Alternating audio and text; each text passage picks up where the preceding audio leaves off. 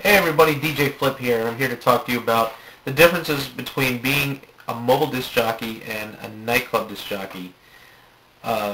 Nightclub disc jockey is, as I'm sure everybody's seen, I'm sure everyone's been to a nightclub once in their lives, where you walk into a large venue or a small venue and you see a bar with a very dim lit setting and somebody in a corner there spinning some music, whether it's CDs or records. Now, the thing with mobile DJing is you would kind of see the same setting as you're walking in, except it may be more of an elegant setting, maybe more of a theme setting. It may be, depending on what the theme, what the party may entail, whether it's a wedding, bar mitzvah, holiday party, sweet 16. Now, here are the differences between the two. Now, when it comes to mixing skill of a DJ, whether it's club or mobile, sometimes, it works either way in both settings. You just have to be a mobile DJ has to be very intuitive as to what he's playing, as to make sure a lot of the music is edited and appropriate for the type of crowd that he's performing for, because most mobile parties would entail all ages, ranging anywhere from 2 years old to 80 years old. Where nightclubs, you get a variety of ages. Most of the nightclubs are 21 and older, so the youngest person obviously would be 21, but it would range anywhere from 21 to 45. Most of the people that you'd find in nightclubs are in the 21 to 30 range.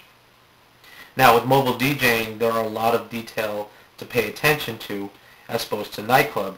Now, here's the objective difference between the two.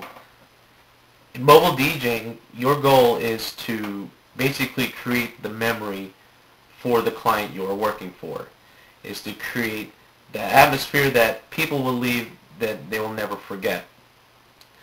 So whether you're playing the hottest dance songs and you're rocking the party, people are dancing and everything, and you're creating this moment that when they leave, that you will be the last thing they remember.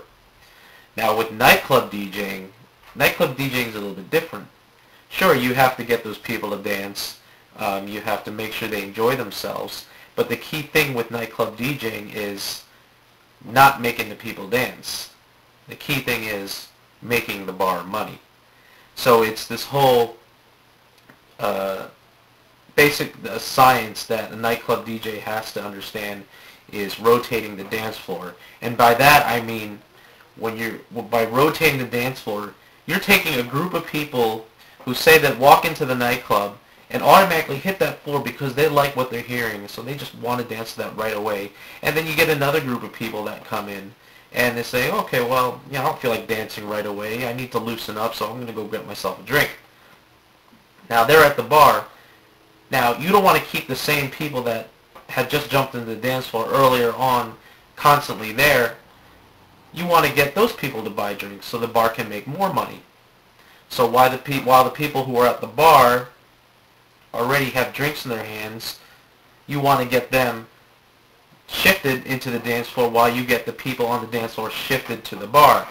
So basically a good way to do it would be to transition into something that the people on the floor really aren't too keen on, and to say, okay, well, you know what, I'm not really digging this song, let's go get a drink. So and the people at the bar may think, wow, I haven't heard this song, wow, I love this song, I haven't heard this in a while, let's go dance. So you see the whole science of rotating that dance floor just so you don't have to empty out the floor, but you just kind of replace it with a new group of people. At the same time, you don't empty out the bar, but you just replace the bar with a new group of people that's going to spend some money. That way the club owner will be happy. The club owner, that's basically what makes club owners and managers happy about their DJs. Now, having skill and being able to mix is basically just a plus. And you'll find that for people who are starting out in club world or starting out in smaller venues, because a lot of the times there are club managers that can notice skill when they hear it or when they see it, And there are club managers that just don't care. You know, as long as you play the right music, as long as you make his bar money, he doesn't care if you train wreck after train wreck. So as long as you're playing the right, and that's why you probably wonder why there's so many bad DJs in certain nightclubs that just can't mix. That's because he's playing the right music and he's making the bar money. So now with mobile DJing, it's the total opposite. You want to make those people happy. Okay, those people are there for the moment of your client. Whether it's a wedding, they're there for the bride and groom. Whether they're there for Sweet 16, they're there for the birthday girl. Same with bar mitzvah and so on. So they're there to celebrate. So your job is basically to not only create the moment for that particular client who's having that special day, but at the same time entertaining their guests and leaving them with something to remember. So, in that sense, that's the difference between mobile DJing and club DJing. And I hope this segment has been informative and helpful. In that case, I hope you've enjoyed this segment. I'll see you again in the next one. And don't forget, practice and enjoy.